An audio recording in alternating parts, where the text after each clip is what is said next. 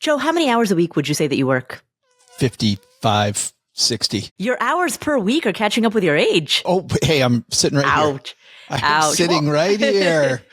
I wouldn't do that if I didn't love it. Mm-hmm. I'm that person they say that works for themselves because I want to avoid working 40 hours for somebody else.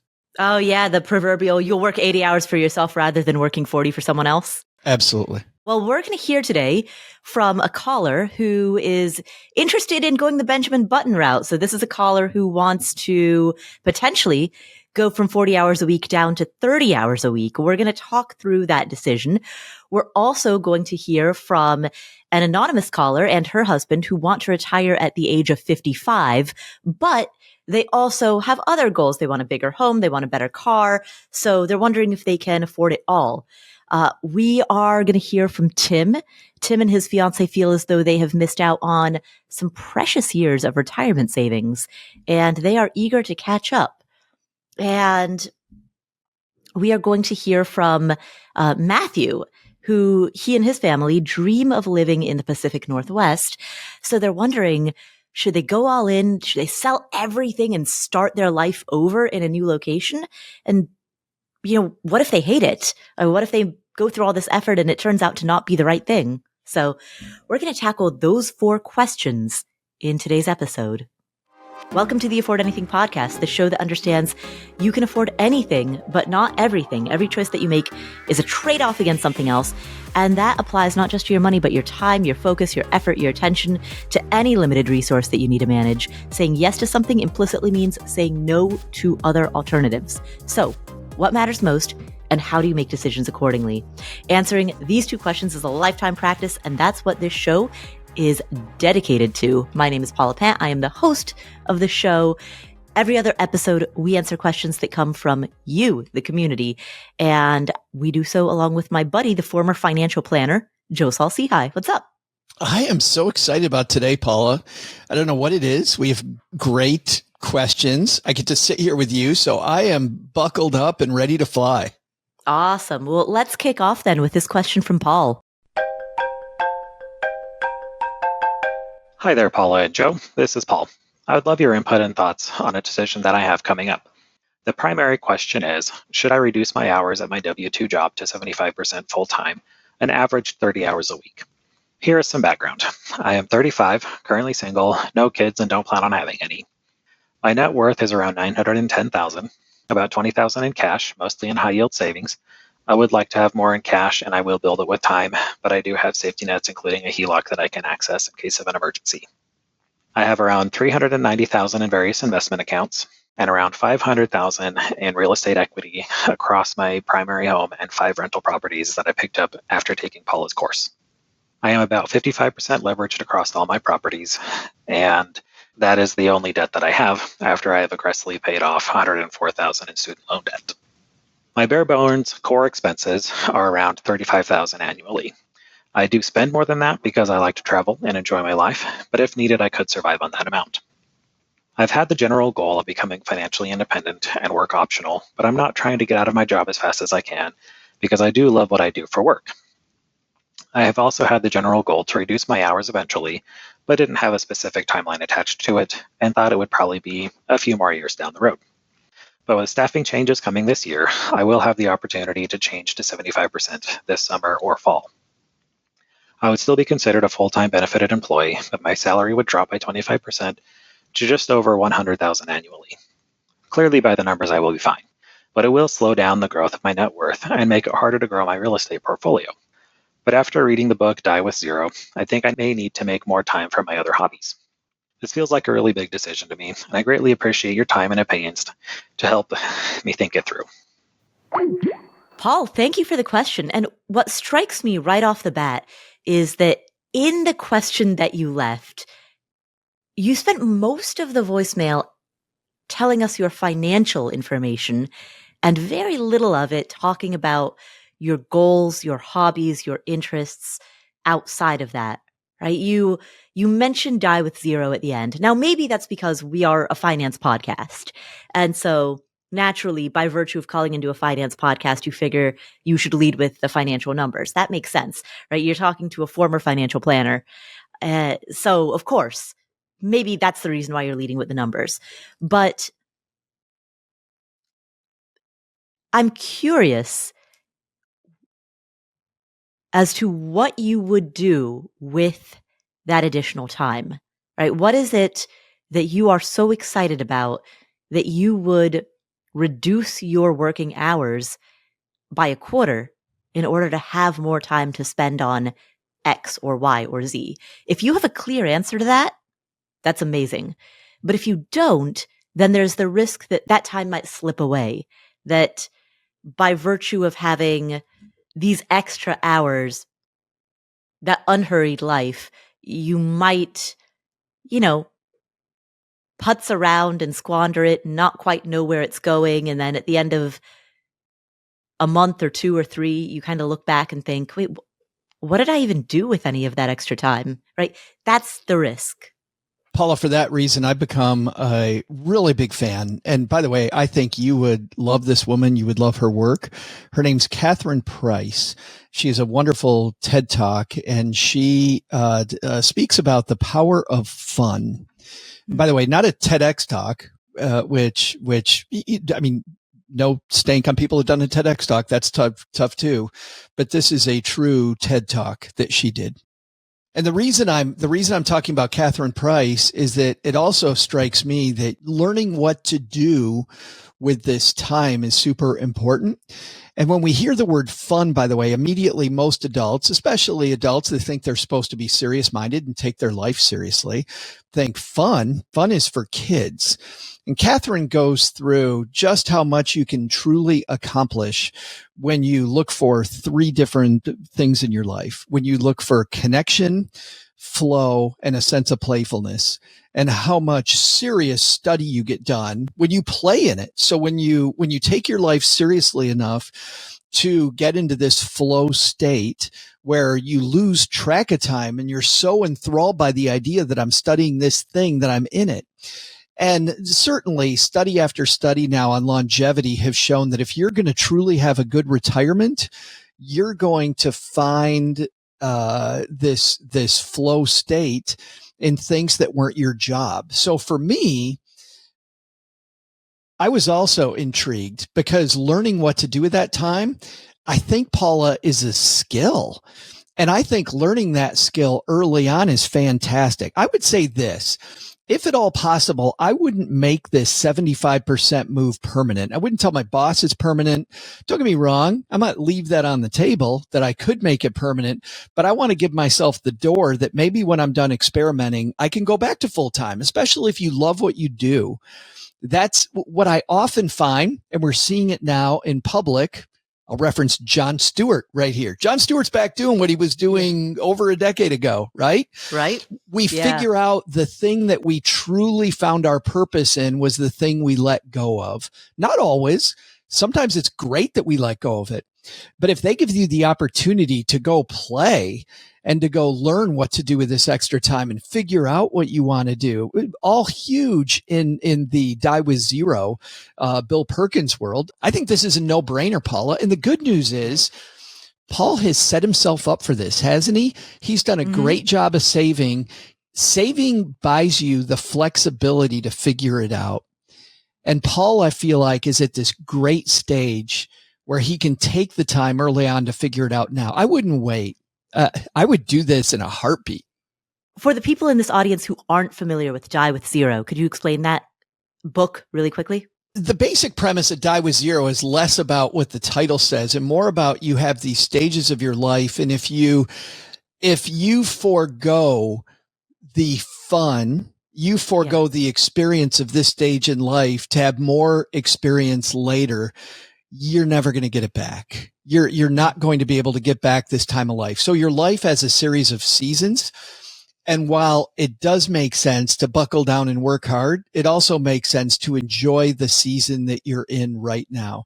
So Die with Broke is less about having $0 when you get done and spending any last dollar as wringing out as many experiences from your life as you possibly can to live a more fulfilling existence. Right.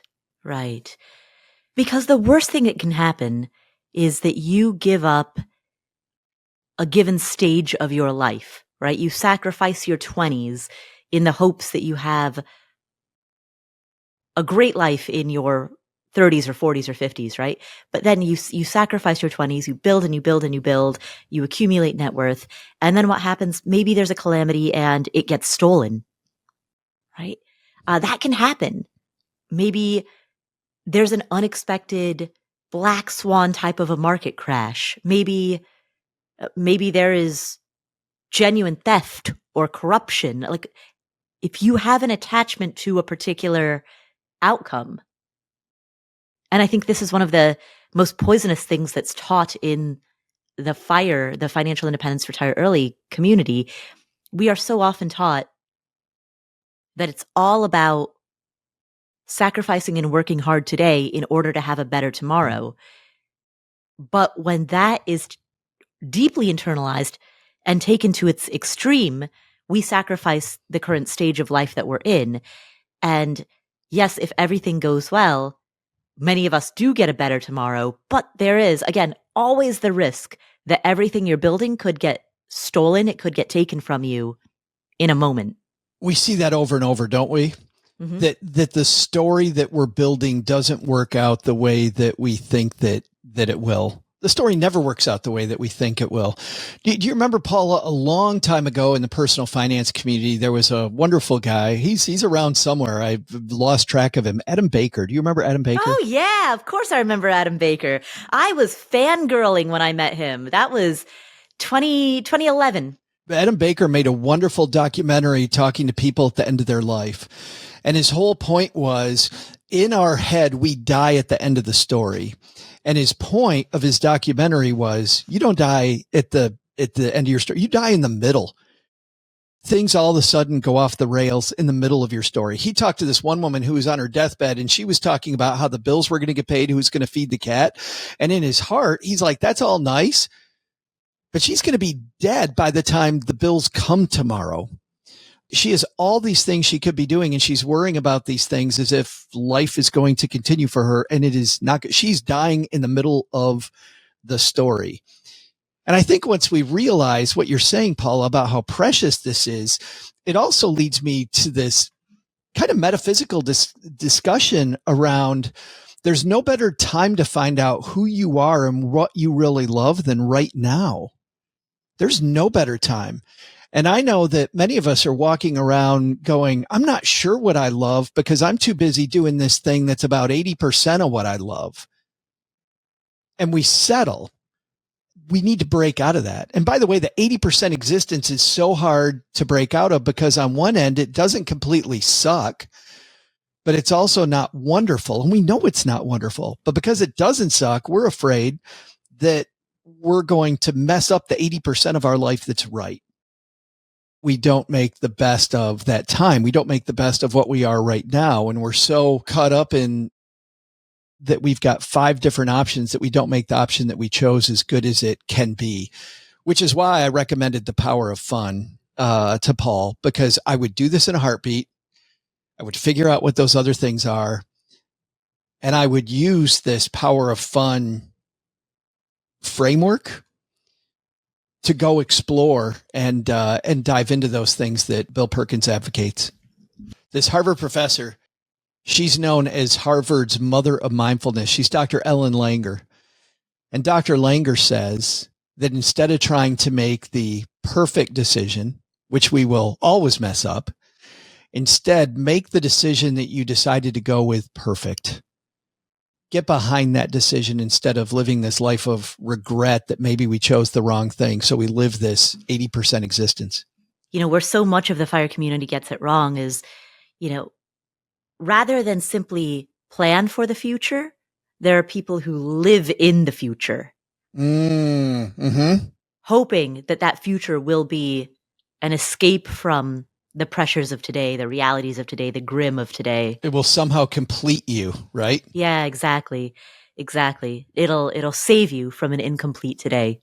Yeah. I think this is definitely something, Paul, I would jump on. Right. Yeah, exactly. So notice that neither Joe nor I even talked about the money. Like you gave us your numbers. It looks great. Who cares? Right? Well, that does buy him flexibility. I'll go back to that one thing.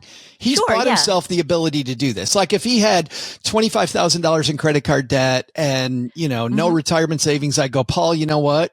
Right. You got to get your house in order first and then go do it. You know what it is? It's a difference between playing defense versus playing offense, right? If you play a strong defense, you don't have consumer debt, you have savings in the bank, you have retirement savings, right? You've played a strong defense here. The safety net is built out and you are secure. Now go do what you want, right? But I think what you don't need to do is once you have a really secure foundation, once you've played defense well, you don't need to keep playing offense. You don't. Like at that point, your strategy can shift into exactly what you're suggesting. Work 75% of the time, right? Go down to a 3/4 work schedule and then spend the extra time doing something really fun.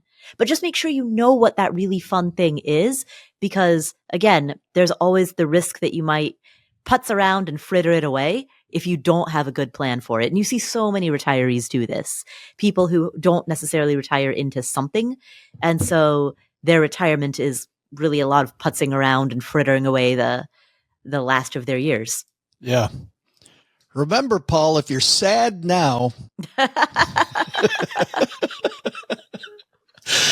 it's so great. I saw that so long ago and it still resonates. So every time I hear somebody going, man, the future is going to be great. And I immediately hear Adam Sandler go, Yeah.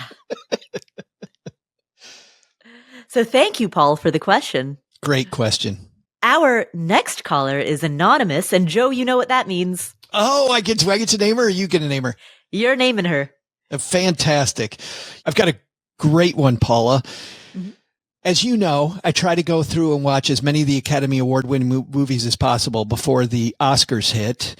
And so I can, have an idea. And generally, that's a good first screening of maybe it's a good film. That sounds like a demanding second job. It is so fun. Incredibly time consuming. It is, but it's so entertaining. And you see, some of what a lot of people in Hollywood call the best movies of the year. Well, I watched the movie Maestro, starring Bradley Cooper as Leonard Bernstein, the famous composer, and Carey Mulligan as his spouse. This movie sucked.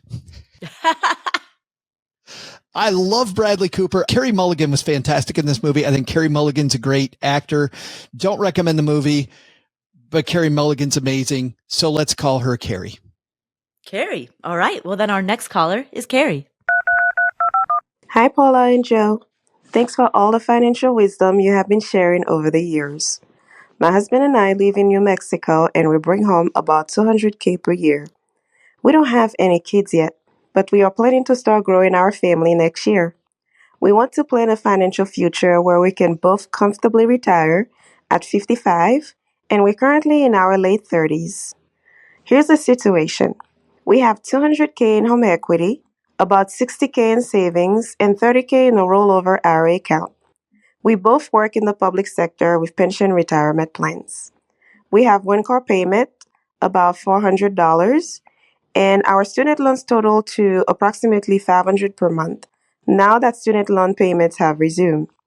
Our mortgage is $1,500 per month. We max out our HSA accounts, and we both have a term life insurance policy. Our monthly expenses are between $4,500 to $5,000 per month. Now that we feel we're more stable, we are thinking about upgrading to another home, perhaps in the next 3 years. And we also want to trade our current car for a new one next year, but stay within the range of $400 to $500 max per month. Do you think that's a good idea? We are also thinking about changing our life insurance policies to a universal life insurance. Any thoughts about that? Lastly, we think we have enough liquid to start investing through a brokerage account at $500 a month with an initial investment at $1,000 and continue to save $1,000 per month through our high yield savings account that's currently have $60K. Are we making the right moves to set us up for a financially stable future? We really want to make sure that we take and make the best financial decisions, although we're starting late in the game. Please help. Thanks for all you do.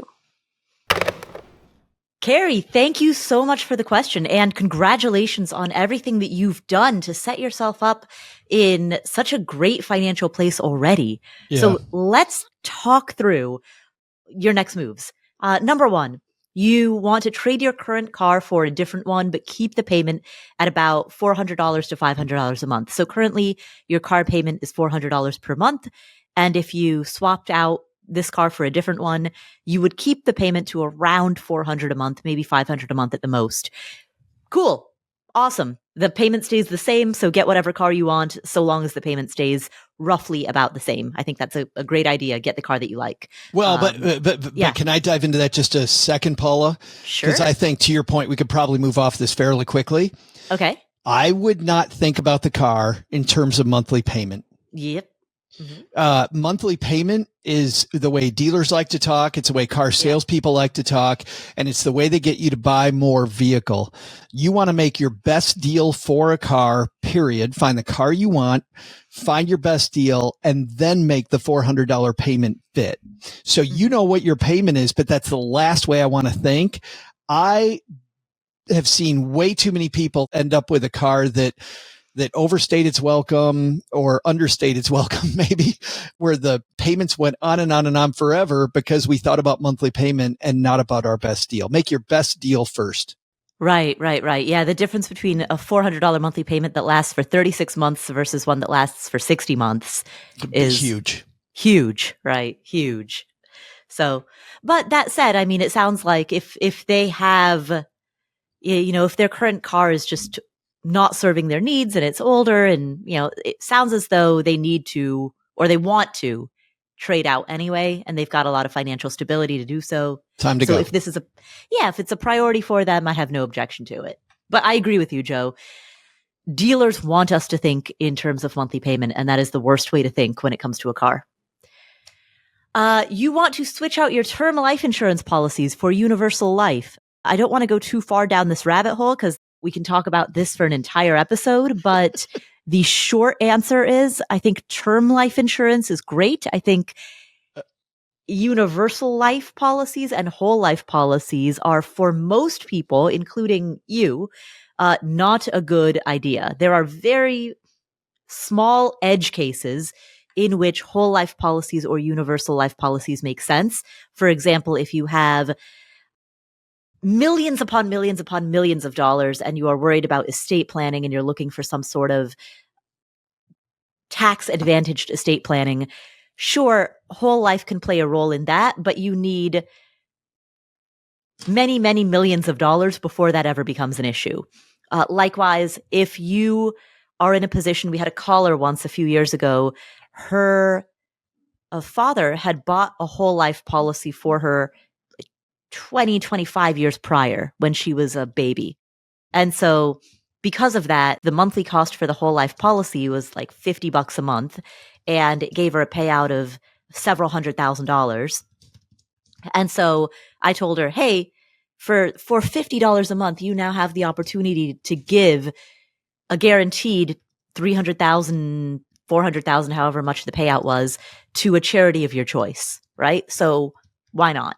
Right. So in cases like that, where it's a very old policy or where you have a huge net worth, in those edge cases, these types of policies can make sense. Also, if you want to be cryonically frozen, if you want to be cryonically preserved, rather than being buried or cremated, I think that's a very edge case, but that could be a case where a whole life policy makes sense if you don't have the assets to pay for cryonic preservation out of your estate. Other than those very tiny edge cases, I think for the most part, whole life and universal life don't make any sense at all. And most people, yourself included, are better off staying in term life. I would say that for 99% of the afford anything community, if you think about buying a universal life policy, take 2 aspirin, wait for the fever to go down. Yeah. And then get back on the term train. I think the 3 words are, oh God, no. Oh right. God, no. Yep. Yeah. Yeah. So avoid. Like, Steve, can we get a sound effect of some type of like an alarm, like yeet, me, yeah. That's not an exit. Stay away from that door. Exactly. You want to start investing in a brokerage account. You want an initial investment of $1,000 and ongoing contributions of $500 a month. Now I'm listening. Yeah, beautiful.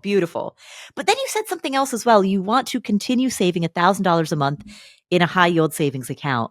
Now you already have $60,000 in savings, and your current monthly expenses are at the most $5,000 a month. You said your expenses range between $4,500 a month to $5,000 a month. So the $60,000 that you have in savings already represents 12 months worth of expenses. Why do you need any more money in savings? You already have 1 year's worth of expenses in a savings account. I don't see any reason to keep any more money in cash savings unless there is like a particular big ticket item that you want to buy in cash in the next year or two, but that does not seem to be the case. You talked about upgrading your home within the next 3 years, but you have a mortgage. You're not a first-time home buyer, so you're not trying to save up for a first-time home buyer's down payment. And so I don't see any reason to keep building the cash coffers. That money, the 60,000, the 1 year's worth of expenses, that's great. Hold that there. Beyond that, everything else can go into investments, not into cash. I hear a lot of different competing goals, which happens, by the way, especially for people starting late. I'm so excited that they're on this train, they're on the saving train. But, just the further you get into life, the more you have all these demands. You have all of these things. I mean, wanting to start a family, the house thing, the car thing, and the long-term savings all at the same time. Are you kidding? This is real life adulting, right? And I think what this demands is, and what I highly advocate is, take out a piece of paper and let's timeline out all these things and put them against each other. Because truly, I think, Carrie, what you need to know is how much do each of these different goals demand? We talked about salesmen trying to talk you into monthly payment. Let's be a salesperson for ourselves and talk ourselves into, well, my retirement goal has a monthly payment demand of X amount of money per month. And then I'm going to get that goal when you talk about retiring in your 50s. Same thing goes with the next car, not this car, but your next vehicle. Like, I love the idea of putting aside money for the next vehicle so you're not making the same decision. Then maybe you could even pay cash for it, let's say. So all these different goals that you have, I would put them on paper, and then I would figure out what the monthly payment is on each of those, and then take your existing budget, which it sounds like you really have a handle on. You talk a lot about, we've got this much cash flow going here, this much cash flow going there. Then I think you're going to be very happy with where your cash flow goes, because you're going to know that all of those goals in the timeline are covered, and I don't have to worry about the long term. The long term is taking care of itself while my brain is fully focused on this growing family that you've got coming on in the near future. Right. Exactly. It's an exciting time for them. Right. It is. And of course, your budget, your entire financial picture is going to change significantly when you start growing your family. Your expenses are going to change dramatically. And so a lot of these other goals that you're talking about may shift depending on how large that family is. I mean, you talked about growing your family, but is that one kid? Is that 3 kids? That's all going to make a big difference in the way that these things play out. But the good news is, you're in your late 30s and you already have $200,000 in home equity. I mean, I would argue that you're not starting late. Like, I know plenty of people in their late 30s who have never owned their first home yet. That's incredibly common. You're in your late 30s, you're already homeowners, and you have $200,000 in home equity, and you have $30,000 in an IRA, and you max out your HSA accounts, and you have pension retirement plans. That to me does not sound like a late start at all. That to me sounds like an on-time start, or perhaps even an early start. I mean, do you know how many people are 40, 45 years old and rent their primary residence and don't have much saved for retirement, and really only in their 40s start looking around and saying, well, what's this 401k thing? Maybe I should pay attention. Yeah, for people wondering, because it doesn't sound like Carrie has a lot of money in 401ks, the cash flow that pension is going to produce represents a ton of money. So, Carrie, I'd say congratulations, because I don't think that you had a late start. I really don't.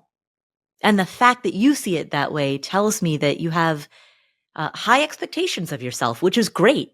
People who are high achievers have high expectations of themselves. That's what motivates strong achievement. So I think it's great that you have set a high bar for yourself, but I also would want to congratulate you and encourage you to congratulate yourself on everything that you've built. And by the way, Carrie, this idea about being late in retirement savings, this idea is contagious, because our next caller is Tim, who is 28 and describes himself as late on retirement savings. Let's hear from Tim. Hi, Paula and Joe. My name is Tim. I'm 28 years old, and I have a question as it relates to a retirement savings plan for both high earnings and self-employment. For context, I will be marrying my fiance in May of this year, so we will plan to file jointly for the 2024 tax year. She makes roughly $140,000 a year in W-2 income, and I make between $100,000 and $130,000 a year in self-employed income. We have minimal student loan debt, own our own cars, and rent for housing. Last year, we both maxed out Roth IRAs. My fiance contributed to her employer-sponsored Roth 401k, and I contributed to my individual Roth 401k I have for my mental health therapy practice. We do not currently have access to HSAs. My question is, what use of retirement accounts accounting for tax treatment would be best for us? I'm not exactly sure what our income will be in retirement, but given our current income and anticipated withdrawals in retirement, it would be lower than now, but not drastically, as we would like to continue our current lifestyle. This would support continuing contributions to Roth 401ks, but I'm also interested in building out more of the tax triangle to prepare for future uncertainties.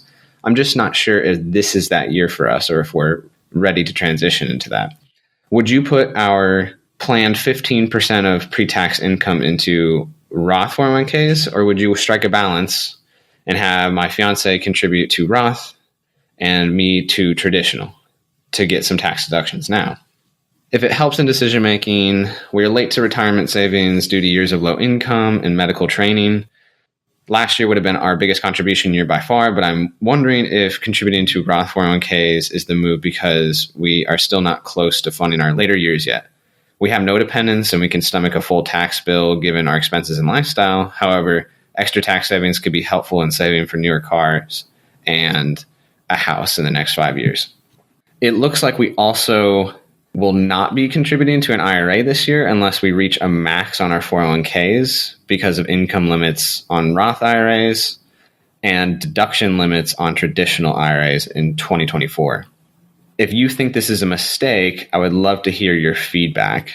You have both taught me so much about finances in your podcast, and I can't thank you enough. Bye. Tim, I'm thrilled to hear that we've both taught you a lot. Thank you so much for the question. I'm going to jump right in with my take, and Joe, I would love to know whether or not you agree, but I can give you my take very quickly. Oh, I disagree. Already I disagree. Totally 100% disagree. All right. Here's my take. It's super quick. Number one, if you are in your 20s, you do not get to describe yourself as late to retirement savings. Okay, I have to agree. Damn it, I gotta agree. And I think that it is wonderful that in the FIRE movement, we drill into people so much like start early, start early, start early. You're 14. Why haven't you started yet? But if you are, and this is Tim, this is not directed at you. This is everyone who's listening. Repeat after me. If you're in your 20s, you don't get to describe yourself as late. You could be 29 and 11 and a half months. And if you open a retirement account for the first time at that age, you are not late. So that's number one. Number two, put as much money into Roth accounts as possible. Max out every possible Roth option available to you. And then for the money that you cannot put into a Roth account, that money you can put into tax deductible accounts or taxable brokerage accounts later. But first and foremost, put as much into a Roth as possible. And the reason for that is as follows. Number one, by virtue of making Roth contributions, you are effectively making additional contributions above and beyond what you would put into a tax deductible account. And here's what I mean by that. So if the raw dollar amount is the same, right? If, just for the sake of using round numbers in a simple example, scenario A, you put $10,000 into a Roth. Scenario B, you put $10,000 into a tax deductible account. In both scenario A and B, you're putting the same raw dollar amount. We'll use 10,000, but the number does not matter. This would be equally true if it was $1. It would be equally true if it was $25,000. So long as the raw dollar amount contribution is equal, then what you are doing by virtue of making a Roth contribution is you are contributing more of your total compensation this year. And because you are contributing more of your total compensation, you are, in effect, making a bigger contribution, even though the raw dollar amount is the same. And that's why it's advantageous to put as much money into a Roth as possible. Now, where this wouldn't be the case, there are some people out there in the world who will make an adjusted contribution to their Roth accounts that is equal to what their take-home pay would be if they had made a tax-deductible contribution, meaning the effect on their take-home pay is the same, but the raw dollar contributions that go into the two accounts are different. Now, if that's the case, then you lose the advantage of the Roth. You do gain the advantage of having that tax triangle diversification, but you lose the special advantage that a Roth offers you in that a Roth effectively offers you the opportunity to make a bigger contribution than you otherwise would have or could have if you only use tax-deductible accounts. So I said this was going to be a quick answer, but wow, if that was quick. But yes, for that reason, my answer is put as much money into a Roth as possible. And then for anything that you can't put into a Roth, then target the deductible. Oh, so annoying that I have to agree. So annoying. I have to agree. I don't like it. I don't like it, but I have to agree. But let me talk to this, Tim, because you referenced the tax triangle, which is having money in different tax buckets for people that are new to the community, which is something I've advocated for a long time. And it is having some money that's pre-tax. That's one part of the triangle. Money goes in pre-tax, and when it comes out, you're going to pay tax. That'll be like your pre-tax 401k, a traditional IRA that you wrote off, that kind of thing.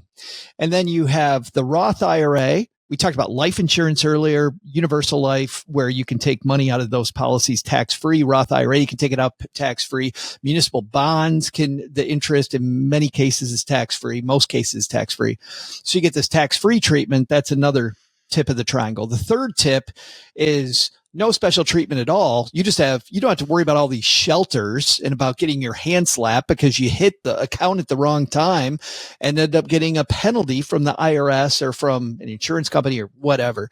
So, those are the three different tax treatments. We mentioned that a lot. And Tim, I'm glad that you picked up on the fact that we mentioned that.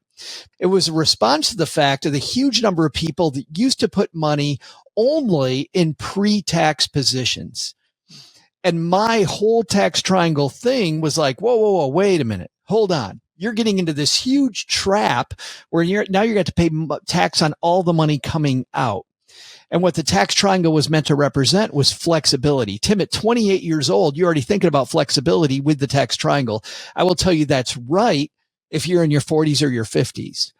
If you're 28 years old, I think the supreme, most flexible thing you can do is what Paula just said, which is putting money in that Roth, because that piece represents not a lot of great tax stuff today, but it's the best tax treatment ever tomorrow. And I agree with some of these people that think about this all day, every day. There's so many people out there that in a very nonpartisan way, just look at the way that the tax rate now versus the debt that the United States has. And for our people in the United States that are listening, we're going to have to raise tax rates. It's just math. Something's going to have to change. While we don't know what's going to happen with your income in the future, we do know that tax rates will be most probably higher if we're ever going to solve the debt problem, if you're a U.S. based investor. So for those of us in the USA, putting money in that Roth position makes even more sense, even though, to your point, Tim, you don't know what you're going to make in the future. So Paul, I'm 100% with you. I don't know that the tax triangle applies as much as you're 28 years old, Roth, David Lee Roth, all the way to the bank. Even if tax rates don't increase, even if tax rates were to stay the same, right? I think there's a low likelihood that they will significantly decrease. Tax rates, yes. Right? Tax rates are already, historically speaking, quite low relative to what tax rates were back in the 1970s. Tax rates historically are relatively low. It's unlikely that they will decrease any further. So they are likely to either stay the same or go up. And to your point, if it stays the same, it's already a good deal. Yeah. The Roth IRA is already a great deal. So without even having to look into the crystal ball, which both you and I hate doing, mm-hmm. it's a good deal. But to your point, knowing that there's more leverage on the go up side, there's more pressure on the go up side than there is on the go down side. The odds are even more in your favor, to quote the Hunger Games. May the odds be ever in your favor. We have to quote the Hunger Games.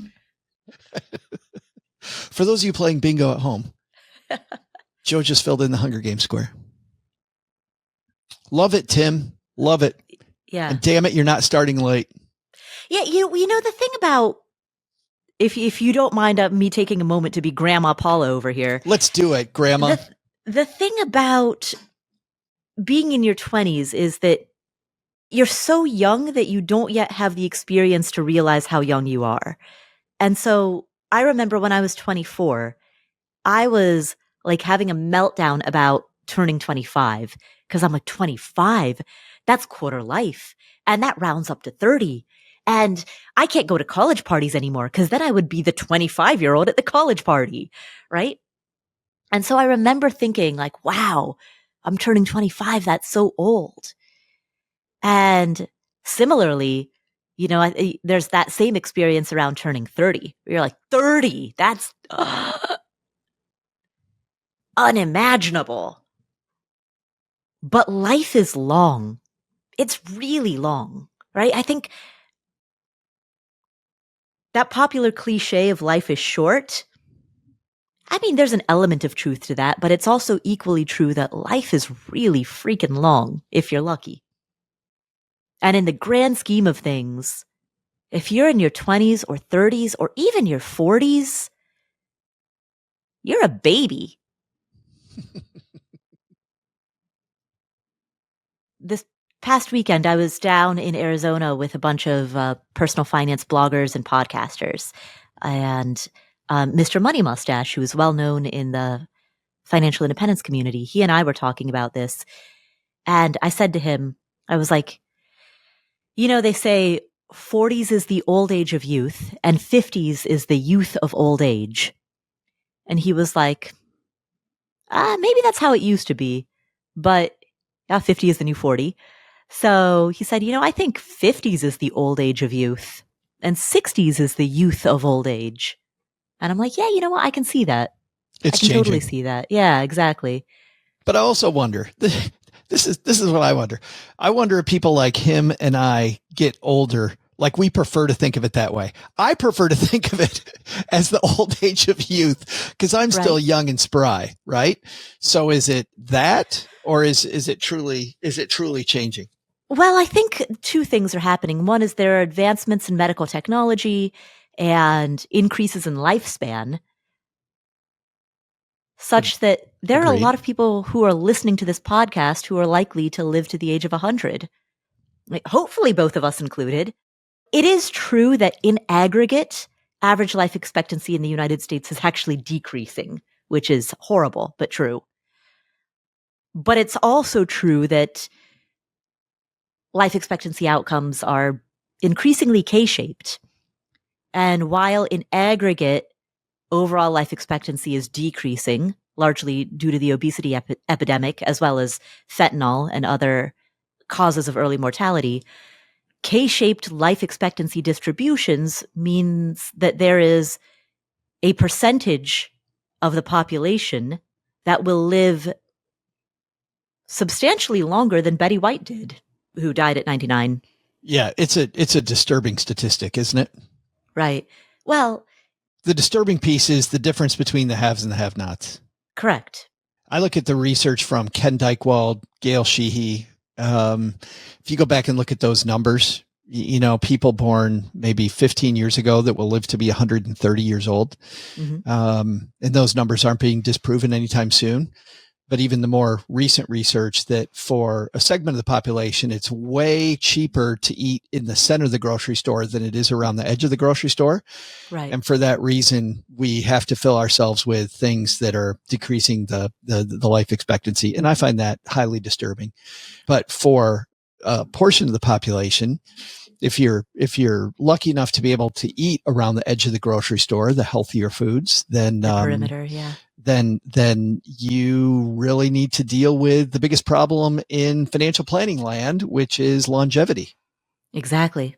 There are going to be some wild retirement planning implications around. Tim could have 100 years to go. Exactly. And so that, to your point, is why 50 is the new 40 and 60 is the new 50, right? That is right. Why among people who are healthy as they enter their 50s and their 60s, 50 is still youthful. 50 may be the old age of youth, but 50 is still youth. And 60 is, the youth of old age, right? Because people in their 60s are running marathons. That didn't used to happen, not in the numbers that it does today. People in their 60s are running marathons and they're deadlifting and they're squatting and they're benching. You want to hear something really cool? I take part in a local nonprofit. I love doing things in my hometown because I work online with people across the world every day. So it's really fun to get involved. And I'm part of this trail building effort called Partnership for the Pathway in Texarkana. Well, our biggest event, Paula, is a half marathon that we put on. We had the half marathon as we record this just a couple of weeks ago. A gentleman, I'm just going to call him out because he's a badass. Frank Bright ran our half marathon this year, won the 60 and over division, and he's 80, Paula. He's 80 years old and he won the 60 and older division. That's Frank amazing. Bright from Shreveport, Louisiana, you are a badass.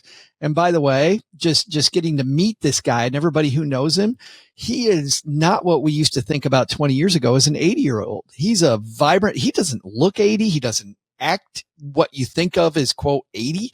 This guy's out there doing stuff, taking part in the community. He's running half marathons. It's crazy. I love that. So exactly what you're talking about, Frank embodies, and we're seeing more Franks show up all over the world. I couldn't even run a half marathon. My favorite text. I can't even run a 5K. My favorite text from you was when you had to run like 2 blocks and you're like, this is awful. Worst 2 blocks of my life. You're like, this is what you do for fun? What kind of sicko are you, Joe? I could hear you calling me names as you're running, like to get to the microphone on time. That was the best text ever. I should have kept it. At any rate. So, Tim, you are not starting late. And to everyone else who's listening, who's in their 20s or even your 30s, start now. Of course, start investing for retirement today. But don't kick yourself about not having started prior to today, because in your 20s and even in your 30s, you are still very, very young. instead of bemoaning the fact that you didn't start earlier, which is where that comes from, I go back to Dr. Ellen Langley. It's a useless emotion. Make the best out of what you did. And what you did was you called up the Afford Anything podcast and you're rolling. Like that truly is where you're at. And it's great. Make the most of that. So thank you, Tim, for the question. And the answer became a lot more philosophical than I had imagined it would be. Including a long discussion on running. Right. It was a marathon of an answer. Even Frank Bright's like, how did I get in that answer? Where did I get to? Where did I come from? All right. Well, our final question today comes from a 40-year-old with 4 kids named Matthew. Hi, Paula and Joe. I'm hoping that I can get your insight on how I can manage a move across country. My wife and I are 40 years old with 4 children aged 10 through 3. I've comfortably reached Coast Fi and should be able to walk away from work in about 15 to 20 years without accounting for Social Security income or putting in more to our retirement accounts, although I still contribute. We've decided that our Afford Anything is to move from Florida to the Pacific Northwest. I'm an intensive care nurse and should be able to readily move jobs. As a rough goal, I hope to be making about $120,000 a year after the move. We have $10,000 in cash on hand and should be getting another $7,000 back on our income tax return. I have 3 monthly loan payments, a $500 a month payment at 5% with $20,000 outstanding, a $600 a month payment at 6% with $25,000 outstanding, and a $200 a month payment with $6,000 outstanding at 0.9%. If we can find a home close enough to work, I'll be able to sell my current car and get rid of the $600 debt payment. Our target area is the suburbs of Portland, Oregon. Rentals would likely cost us around $2,500 a month. Purchasing a home that would just meet our family's needs would be around $425,000 for an acceptable place to live, and $500,000 or more for one that we feel would really make everyone in the family happy. I should be able to purchase a home using a VA loan with little down and below market rates of about 6.5%. Real estate websites estimate that our home is worth $400,000 and we owe another $170,000 on our mortgage at 3.5% with $1,400 monthly payments. By those same websites and neighborhood comparables, we estimate that we could rent it out for as much as $2,700 a month. To paraphrase the old saying about when is the best time to invest, the best time for us to have moved was 2019. The second best time for us to move is now. How can I make this happen? Should we rent our current house or sell it outright? We are committed to living at least 2 years at our next location, but if we sell, I'm very concerned that we will be priced out of ever returning to Florida. We very much prefer to own the house that we live in, though if we have to rent for the first year or 2, I would be willing. Thank you for any insight that you have. Matthew, thank you for the question. And I love the goal. Congrats on having a vision and being committed to pursuing that vision. That is the Afford Anything ethos. So I love what you're doing. To jump right into the answer to your question, I love the idea of holding on to your home in Florida for a couple of reasons. Number one, you're committed to living in Portland, Oregon for at least 2 years. You do not know what you're going to do after 2 years. You may return to Florida. If you want to return to Florida in 2 years' time, it makes sense to hold on to the home just for that reason alone. The transaction cost of buying and selling a piece of real estate is enormous. And the fact that you're going to be away from a given piece of real estate for only 2 years is functionally an extended vacation. You don't sell your home for an extended vacation. So if you're going to go to Portland, spend 2 years there, and then potentially come back, hold on to it so that you don't have to bear the transaction costs of selling this home and buying another one. Now, in addition to that, and obviously I don't think that people as a general rule should base their life decisions around interest rates, but it is true that the home that you have in Florida has a mortgage at a 3.5% interest rate. And that is not an interest rate that you are likely to ever recoup at any point in the near future. Now, I do not, and I'm saying this for the sake of everyone listening, I do not advocate the tail wagging the dog. Do not make major life decisions based on interest rates alone. But Matthew, in your particular case, there's a reasonable likelihood that you are coming back to Florida 2 years from now, regardless. And so holding on to a home that has a 3.5% interest rate makes even more sense. And again, I want to give the disclaimer. If you had left a voicemail that said, we're never, ever, ever, to paraphrase Taylor Swift, we are never, ever, ever getting back together, right? If you had left a voicemail that said, we are never, ever, ever going back to Florida, and also we hate the idea of being landlords, should we hold on? In that case, yeah, sell the home, get rid of the 3.5% interest rate, right? If you neither want to go back to Florida nor want to be an out-of-state landlord, sure, right? That's where life decisions say this home is no longer a fit. But in your case, that's not your situation. In your case, you may move right back into that home in not that long. 2 years goes by in a flash, right? So in not that long of a time period from now, you may move right back into that home. Don't give it up. I don't disagree with any of that. I think that the 3.5% interest rate is compelling. I also think, Paula, I want to play a different game, not for him, but for everyone else in the community. Often we'll see people sell this house. And in this particular environment, I think there's a big opportunity you're missing when you do that. We talk a lot, we talk in the real estate game about seller financing. This would even be an opportunity. Say that he didn't think he was coming back.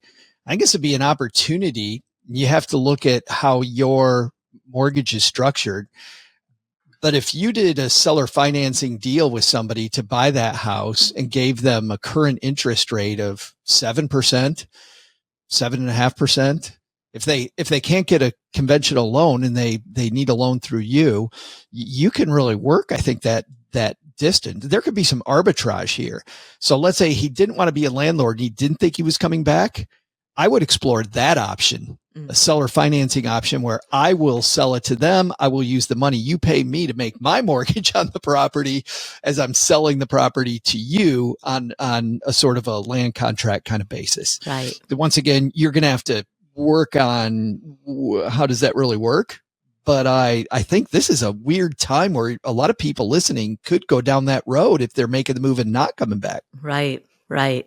Now, he mentioned that he can also access a VA loan with a small down payment and a below market interest rate.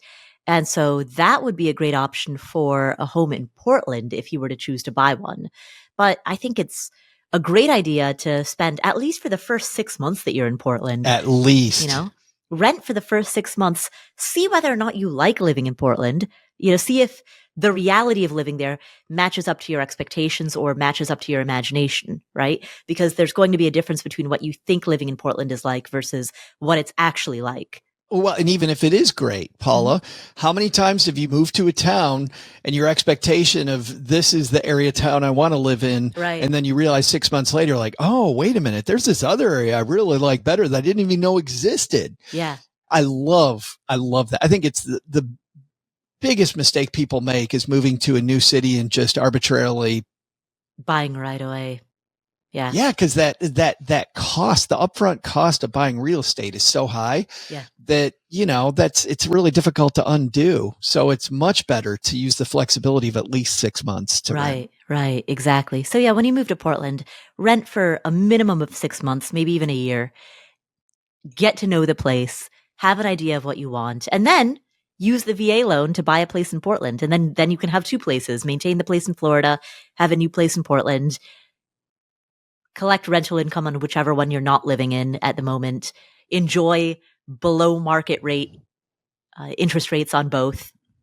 I think in Portland, it's all about knowing which of the coffee shops you want to live close to, right? Isn't it? I'm sure there's a variety of factors, but that may be coffee. One of them. Yeah, I think that's a big one. I know there's a lot of home team people. People get really passionate about their coffee in Portland, which is always one of my favorite things about going to Portland is trying out the different coffee shops, because there's some awesome coffee shops in Portland.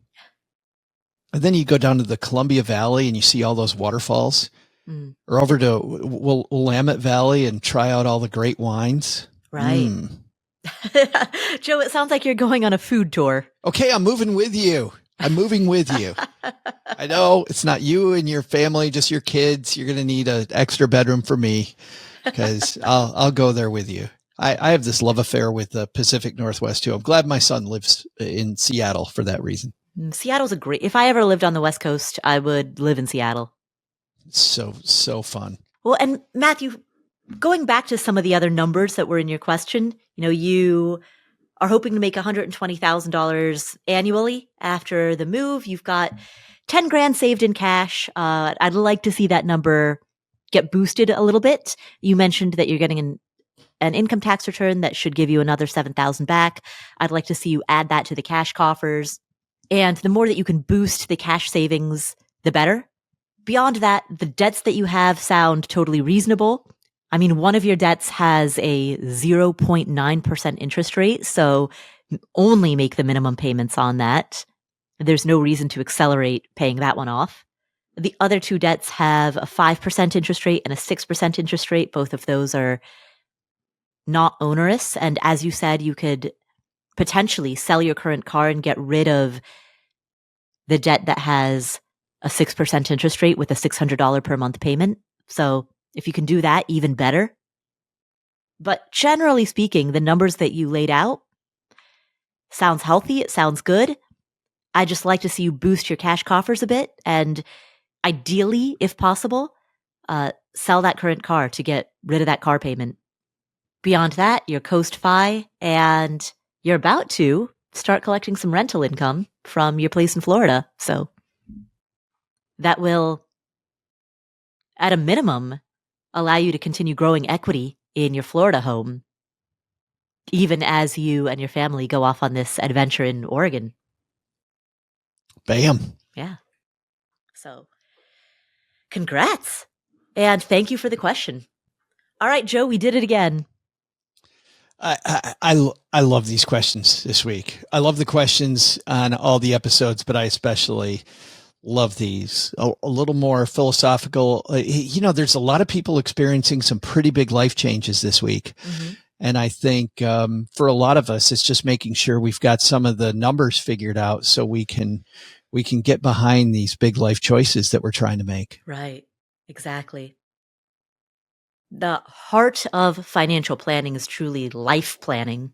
That is for me the fun. I mean, the math, I know there's lots of people that get into the math. I love the math as the means to an end. Joe, where can people find you if they would like to hear more of you? You can find me Monday, Wednesday, Friday on the Stacking Benjamin Show, often on Friday with our good friend Paula Pant, who is amazing at trivia. Not. She's amazing in so many ways, except for our trivia question. And like here, I really enjoy talking to very smart people about the philosophies behind money. And we've got a couple of great interviews, Paula, that are coming up on the show. We're going to be speaking with former Pepsi COO Grace Puma and the former Nike president of Consumer Direct, Christiana Smith Shee, about really having a better existence at work. A lot of us want to love our work.